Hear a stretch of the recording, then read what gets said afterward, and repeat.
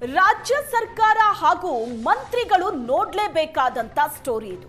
ರಾಜ್ಯದ ಸರ್ಕಾರಿ ಶಾಲೆಯ 30,000 ವಿದ್ಯಾರ್ಥಿಗಳು ಅತಂತ್ರರಾಗಿದ್ದಾರೆ. ಶೈಕ್ಷಣಿಕ ವರ್ಷ ಪ್ರಾರಂಭ ಆದರೂ ಸಹ ಸಮಸ್ಯೆ ಬಗೆಹರಿದಿಲ್ಲ. ರಾಜ್ಯ ಸರ್ಕಾರ ಹಾಗೂ ಮಂತ್ರಿಗಳು ನೋಡಲೇಬೇಕಾದಂತಹ ಸ್ಟೋರಿ ಇದು.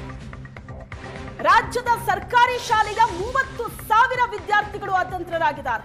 ಸರ್ಕಾರಿ ಶಾಲೆಯಲ್ಲಿ ಪ್ರಾಥಮಿಕ ಶಾಲೆ ಕಲಿತಂತ ವಿದ್ಯಾರ್ಥಿಗಳಿಗೆ ಸಂಕಷ್ಟ ಎದುರಾಗಿದೆ. ಇಂಗ್ಲಿಷ್ ಮಾಧ್ಯಮದಲ್ಲಿ ಪ್ರಾಥಮಿಕ ಶಾಲೆ ಮುಗಿಸಿದಂತ ವಿದ್ಯಾರ್ಥಿಗಳು ಆದರೆ ಇನ್ನೂ ಹೈಸ್ಕೂಲ್ನಲ್ಲಿ ಇಂಗ್ಲಿಷ್ ಮಾಧ್ಯಮ ಆರಂಭ ಆಗಿಲ್ಲ. 2018-19ರಲ್ಲಿ ಪ್ರಾಥಮಿಕ ಶಾಲೆಯಲ್ಲಿ ಇಂಗ್ಲಿಷ್ ಮಾಧ್ಯಮದಲ್ಲಿ ಓದಿದ್ದಾರೆ.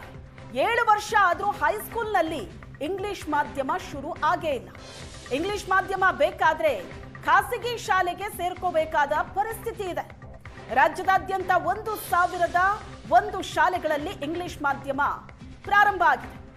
1,001 ಶಾಲೆಯಲ್ಲಿ ಕಲಿತಂತ ಸುಮಾರು 30,000 ವಿದ್ಯಾರ್ಥಿಗಳು ಅತಂತ್ರರಾಗಿದ್ದಾರೆ.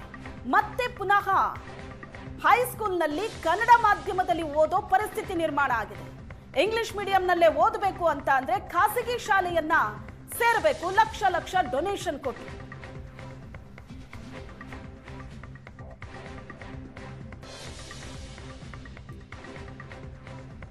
ಸರ್ಕಾರಿ ಇಂಗ್ಲಿಷ್ ಮಾಧ್ಯಮ ಮಕ್ಕಳ ಭವಿಷ್ಯದ ಜೊತೆ ಸರ್ಕಾರ ಚೆಲ್ಲಾಟ ಆಡ್ತಾ ಇದೆ.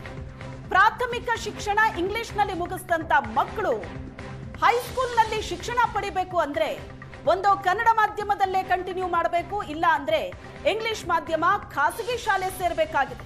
ಸರ್ಕಾರಿ ಇಂಗ್ಲಿಷ್ ಶಾಲೆಯ 30,000 ಮಕ್ಕಳ ಭವಿಷ್ಯ ಅತಂತ್ರ ಆಗಿದೆ. ಸರ್ಕಾರದ ಎಡವಟ್ಟಿಗೆ ವಿಜಯಪುರದಲ್ಲಿ ಪೋಷಕರು ಆಕ್ರೋಶ ವ್ಯಕ್ತಪಡಿಸಿದ್ದಾರೆ. ಶಿಕ್ಷಣ ಇಲಾಖೆ ಎಡವಟ್ಟು ಅಥವಾ ಈ ಸರ್ಕಾರಿ ಇಂಗ್ಲಿಷ್ ಮಾಧ್ಯಮ ಶಾಲೆಯಲ್ಲಿ ಕಲಿತಕ್ಕಂಥ ಮಕ್ಕಳ ಹಣೆಬರ ಕೆಟ್ಟಿದೆಯೋ ಗೊತ್ತಿಲ್ಲ. ಈಗ ರಾಜ್ಯದಾದ್ಯಂತ 30,000 ವಿದ್ಯಾರ್ಥಿಗಳ ಭವಿಷ್ಯದ ಮೇಲೆ ಈಗ ತೂಗುಗತ್ತಿ ನೇತಾಡ್ತಿದೆ. ಕಾರಣ ಏನಂತ ಹೇಳ್ತೀನಿ ನೋಡಿ. ಇಲ್ಲಿ ಏನಂತಂದರೆ ಇಂಗ್ಲಿಷ್ ಮಾಧ್ಯಮದಲ್ಲಿ 1ರಿಂದ 7ನೇ ತರಗತಿವರೆಗೆ ಶಿಕ್ಷಣವನ್ನು ಸರ್ಕಾರ ಕೊಡ್ತಾ ಇದೆ ಸರ್ಕಾರಿ ಶಾಲೆಗಳಲ್ಲಿ. ಆದರೆ ಈ 7ನೇ ತರಗತಿಯನ್ನು ಮುಗಿಸಿದ ನಂತರ ಈ ಪ್ರೌಢಶಾಲೆಗಳಿಗೆ ಪ್ರವೇಶ ಪಡ್ತಕ್ಕಂಥ ಇದೇ ಇಂಗ್ಲಿಷ್ ಮಾಧ್ಯಮ ವಿದ್ಯಾರ್ಥಿಗಳ ಭವಿಷ್ಯ ಏನು ಅಂತಕ್ಕಂಥ. ಯಾಕಂದರೆ ನಿಮ್ಮ ಮಗು ಎಷ್ಟನೇ ತರಗತಿಯಲ್ಲಿ ಓದ್ತಾ ಇದ್ದಾರೆ? ಈಗ ಇಲ್ಲಿ UKG ಅದಾನೆ ಸರ್. ಇಲ್ಲಿ UKG ಅಂದರೆ ಇದು 7th ಇಂಗ್ಲೀಷ್ ಮೀಡಿಯಮ್ ಇದೆ. 7th ಆದಮೇಲೆ 8th ಕೇರ್ ಮಾಡ್ಬೇಕು ಅನ್ನೋದು ನಮಗೆ ಗೊತ್ತಾಗಲ್ದ ಇದ್ರಿ. ಅಂದ್ರೆ ಪ್ರೈವೇಟ್ ಹಚ್ಬೇಕಾರೆ ಈಗ 30,000 ರಿಂದ 40,000 ರೂಪಾಯಿ ಫೀ ಐತಿ. ಈ ಮಗು ಪಾಸ್ ಆಗೋ ಹೊತ್ತಿಗೆ ಎಷ್ಟು ಆಗ್ಬೋದು ಸರ್? 1 ಲಕ್ಷ ಮ್ಯಾಗ ಆಗ್ಬೋದು, 120 ಆಗ್ಬೋದು. ನಮ್ಗೆ ಹಚ್ಚು ಶಕ್ತಿನೂ ಇಲ್ಲ ಕರೆ ಹೇಳ್ಬೇಕಾದ್ರೆ. ಇದು ಅರ್ಧಂಬರ್ಧ ಕಲಿಸ್ದಂಗೆ ಆಗುತ್ತೆ. ನಾವು ಮಗುಗೆ ಅರ್ಧಂಬರ್ಧ ಕಲಿಸಂಗೆ ಆಮೇಲೆ 8th ಪ್ರೈವೇಟ್ ಅಂತೂ ಹಚ್ಚಕ್ಕೆ ಸಾಧ್ಯನೇ ಇಲ್ಲ ನಮಗೆ. ಅದಕ್ಕೆ ಏನೈತಿ ಗೌರ್ಮೆಂಟ್ ಸ್ವಲ್ಪ ನಮಗೆ 8th 9th 10th ಪೂರ್ತಿ ಗೌರ್ಮೆಂಟ್ ಮಾಡಿದ್ರೆ ಸ್ವಲ್ಪ ಒಳ್ಳೇದಾಗುತ್ತೆ ಅಂತ ನಮ್ಗೆ. ಅಕಸ್ಮಾತ್ ನೀವೇನಾದರೂ ಗೌರ್ಮೆಂಟಲ್ಲಿ ಕನ್ನಡ ಮೀಡಿಯಂ ಹಚ್ಬಿಟ್ರೆ ಮಗಿನ ಭವಿಷ್ಯ ಏನಾಗುತ್ತೆ ಸರ್? ಈಗ ಇಂಗ್ಲೀಷ್ ಕಲ್ತಿರ್ತಾನೆ, ಆಮೇಲೆ 5ರಿಂದ ಕಲ್ಕೊತ ಬರೋದ 8th ಹಂಗಾಗಲ್ಲ ಸರ್. ಅದು ಮತ್ತು 0ದಿಂದ ಕಲಿಬೇಕಾಗತ್ತೆ. ಅಂದ್ರೆ ಪೂರ ಮನಸ್ತಾಪವಾಗಿ ಮಾನಸಿಕವಾಗಿ ಇದನ್ನೇ ಆಗ್ಬಿಡ್ತಾವೆ. ನಾವು ಶಾಲೆ ಕಲಿಯೋಕ್ಕೆ ಆಗಲ್ಲ, ಏನು ಮಾಡೋಕ್ಕೆ ಹೋಗಲ್ಲ. ಆ ಪರಿಸ್ಥಿತಿ ಒಳಗೆ ನಾವು ಸಿಕ್ಕಾಕೊಂಡು ಬಿಡತ್ತೆ. ಅಷ್ಟೇ ಆಗಲ್ಲ. ನಾವೆಲ್ಲ ಬಡವ್ರಿ, ಮತ್ತು ದುಡ್ಕೊಂಡು ತಿನ್ನೋರು. ಪ್ರೈವೇಟ್ ಅಂತೂ ಹಚ್ಚಕ್ಕೆ ಸಾಧ್ಯನೇ ಇಲ್ಲ. ಈಗೇ ಹಚ್ಚಕ್ಕೆ ಸಾಧ್ಯ ಇಲ್ಲ 30,000 ರಿಂದ 40,000. ಇನ್ನು ಅವಾಗಂತೂ 1ರ ಮೇಲೆ 7ನೇ ತರಗತಿ ನಿಮ್ಮ ಮಗುವಿನ ಭವಿಷ್ಯ ಅದೇ ನಮ್ಗೆ ಈಗ ಗೋರ್ಮೆಂಟ್ ಕೈ ಮುಗಿದು ಹೇಳಿ ಬಿಡ್ಕೋತೀವಿ ನಾವು. 8th 9th 10th ಗೋರ್ಮೆಂಟ್ ಮಾಡೋದು ಹೇಳೋರು ನಾವು. ಅಷ್ಟೇ ನಾವು ಬೇಡ್ಕೊಳ್ಳೋದು ಸರ್. ಈಗ ಸರ್ಕಾರ ಏನಾಗಿದೆಪ್ಪ ಅಂತಂದರೆ 2018ರಿಂದ ಏನು 1,001 ಶಾಲೆಗಳನ್ನ ಗೌರ್ಮೆಂಟ್ ಶಾಲೆಗಳನ್ನು 1ರಿಂದ 7ನೇ ತರಗತಿವರೆಗೆ ಇಂಗ್ಲೀಷ್ ಮೀಡಿಯಮ್ ಮಾಡಿದ್ದಾರೆ. ಆ ಇಂಗ್ಲೀಷ್ ಮೀಡಿಯಮ್ ಮಾಡೋದ್ರಿಂದ ಏನು 7ನೇ ತರಗತಿವರೆಗೆ ಇಂಗ್ಲೀಷ್ ಕಲಿತಾರೆ. ಮುಂದೆ 8th 9th 10th English medium ಇಲ್ಲ.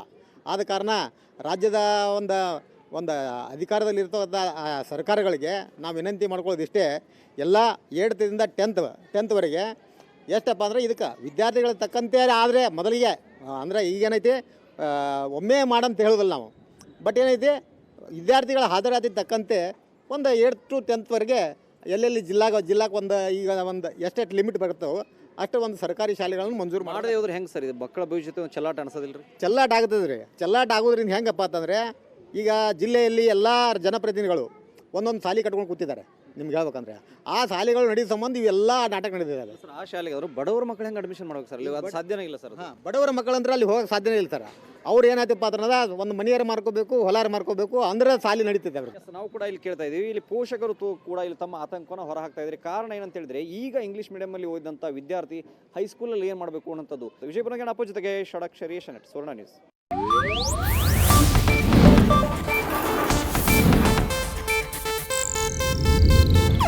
ಇದು ಏಷ್ಯಾನೆಟ್ ನ್ಯೂಸ್ ನೆಟ್ವರ್ಕ್ ಪ್ರಸ್ತುತಿ.